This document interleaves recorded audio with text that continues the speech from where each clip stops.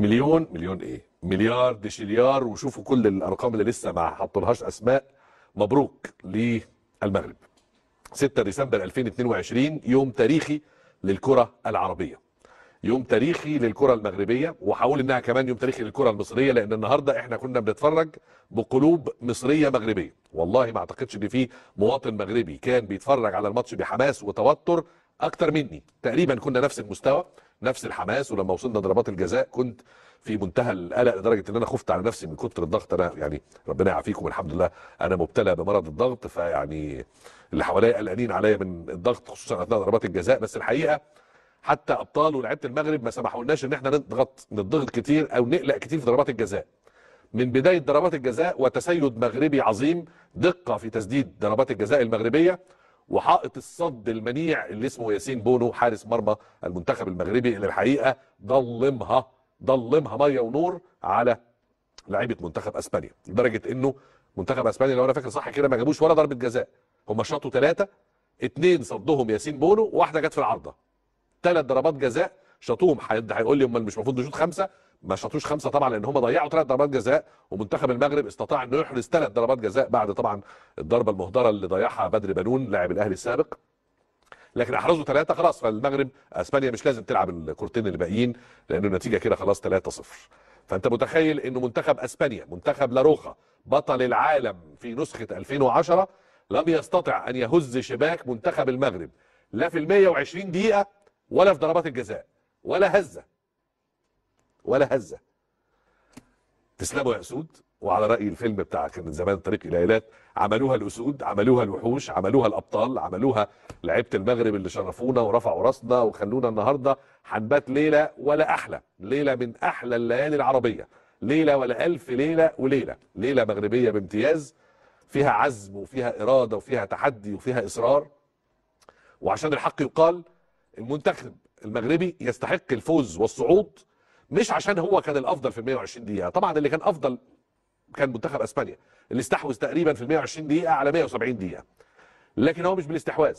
على راي سيدنا كوبر، سلام مش طوبه اللي تحت راسه، سيدنا كوبر، هيكتور كوبر مدرب الارجنتين اللي كان بيدرب منتخب مصر، كان في ماتش كده كنا بنلاعب غانا في تصفيات كاس العالم، واحنا كسبنا منتخب غانا 2-0 رغم ان الاستحواذ كان 80% لغانا و20% منتخبنا.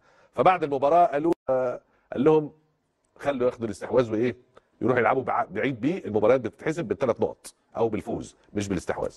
فليذهب الاسبان الى الجحيم باستحواذهم. المباراه انتهت بصعود المنتخب المغربي الى مقارعه الثمانيه الكبار، منافسه الثمانيه الكبار، دور ربع النهائي، دور الثمانيه. عارفين يعني ايه بطوله كاس عالم فيها 32 فريق كما بدات في 8 مجموعات يتصفصفوا على ان في 8 كبار، 8 بس الكبار، 6 لحد دلوقتي منتخبات اوروبيه، طبعا اوروبا لها نصيب الاسد، ومنتخبين المتواجدين طول الوقت من امريكا اللاتينيه اللي هم اصل الكوره وحلاوه الكوره ونكهه وفاكهه الكوره، البرازيل والارجنتين، ومنتخب افريقي واحد وعربي واحد اللي هو منتخب المغرب. خرج كل منتخبات الكونكاكاف وامريكا الشماليه والناس اللي ما لهمش علاقه بالكوره دي بيلعبوا عندهم بيسبول وباسكت بول وبتاع معرفش ايه اللي جابهم بيلعبوا معانا كوره، وخرجت كل منتخبات اسيا اللي كانت عامله انجاز في التاهل، لكن كلهم خرجوا تواليا، كوريا واستراليا واليابان. لم يتبقى مع الكبار الا اسود الاطلسي. ولعل من حسن الطالع جدا جدا، ويا رب تكون فالخير ان شاء الله، ان المباراه القادمه مش صعبه قوي من وجهه نظري. المغرب مش هتقابل لا البرازيل ولا الارجنتين ولا هولندا ولا فرنسا ولا انجلترا، رغم ان احنا خلاص المفروض ان احنا ما تفرقش معانا مقابله اي حد بعد ما هزمنا اسبانيا واحده من ابطال العالم. لكن برضه كويس قوي ان انت مباراه دور الثمانيه تبقى مع فرقه اخفهم شويه. المغرب هيلاعب الفائز من المباراه اللي هتنطلق كمان حوالي ساعه الا ربع، اللي ما بين البرتغال وسويسرا.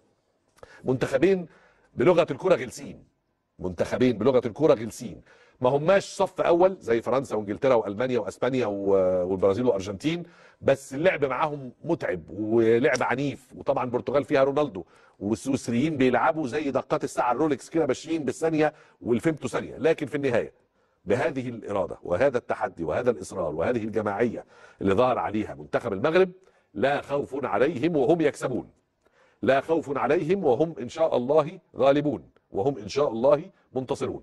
منتخب اسبانيا كان احسن فترات كتير في الماتش.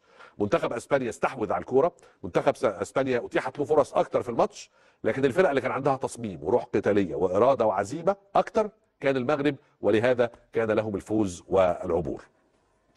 طبعا كل لعيبه المغرب ابطال، كلهم ابطال، بس عايز اخص بالذكر واحد، طبعا ياسين بونو، يعني بطل ركلات الجزاء، بقول لكم ضل من الشبكه، ضل من الشبكه والجون قدام لعيبه منتخب اسبانيا. اثنين، لاعبي خط قلب الدفاع في منتخب المغرب الحقيقه، والاثنين اصيبوا وخرجوا، بس لحد ما خرجوا بيعملوا اداء دفاعي زي كتاب ما بيقول، اللي هو اكرم سايس، والثاني اسمه ايه الثاني مش فاكر، هاتوا لي اسمه، اللي هو خرج برضه في اخر دقيقه ونزل مكانه بدر بنون. ومرابط، نور الدين مرابط، نور الدين مرابط في نص الملعب مكوك ودينامو، بسم الله الله اكبر، بسبع رئات، بسبع رئات، بيغطي ورا الكل، والتحامات وتمركز وتكمله في الهجوم، وكل شيء بيعمله زي ما بيقول مركز رقم 6 الكتاب بيقولوا بيعملوا نور الدين مرابط. شوفوا كده لما بره في الدوريات الكبرى بيعلموا مركز 6 في الملعب بيعمل ايه، لا هاتوا نور الدين مرابط وشوفوا بيعملوا ايه، وبعدين يبقوا وصفوا مركز 6 عليه. شيء الحقيقه عظيم. وطبعا النجم اللي كلنا زعلنا ان المدير الفني سحبه في نص الشوط الثاني، اللي هو سفيان بوفال، جناح الشمال، كان عامل مباراه عظيمه، كان عامل زي نيمار كده في الشوط الاول، واخد الباك اليمين بتاع اسبانيا غسيل ومكوى، لحد درجه ان في كوره يعني توهوا، كان الواد نازل يروح على بيتهم، مش هيرجع للملعب تاني من كتر ما داخ من الترقيصه. لك ايوه نايف اكرم وعز الدين، لا مش عز الدين، نايف اكرد وحاجه مش فاكر يعني نايف اكرد، قلب الدفاع الثاني هفتكر اسمه، نمره 6 اللي جاله شد في اخر الاكسترا تايم الثاني، لا نمره 6، دوروا على نمره 6 5 او 6 مش فاكر، بس حاجه كده. المهم مليون مبروك. وطبعا النجم الكبير اللي عرف يقود هذه التوليفه ويقود هذه المجموعه، وهو وليد الرجراجي، المدير الفني الوطني المحلي لمنتخب المغرب، اللي انا دايما بقول انه يا جماعه ادوا الثقه للمدربين المحليين، بس يكونوا يستاهلوا، بس يكونوا يستاهلوا، مش تم اختيارهم بناء على المجاملات والوساطات والحاجات اللي انتم عارفينها بشكل كبير بتحصل للاسف في بلاد كده ما نعرفهاش يعني. مليون مبروك، اسعدتونا يا مغاربه، وفرحتونا يا مغاربه، وشرفتونا يا مغاربه. ومن النهارده انا مغربي الهوى في كره القدم، وهشجع الدوري المغربي واشجع المنتخب المغربي، وهفضل اكل كسكسي مغربي بالزاف بالزاف بالزاف، لان انتوا تستاهلوا على قد الفرحه اللي انتوا اسعدتونا وشحنتوا بيها قلوبنا نحن العرب اليوم. شكرا جزيلا للكره المغربيه وللمنتخب المغربي على فرحه الهديه النهارده.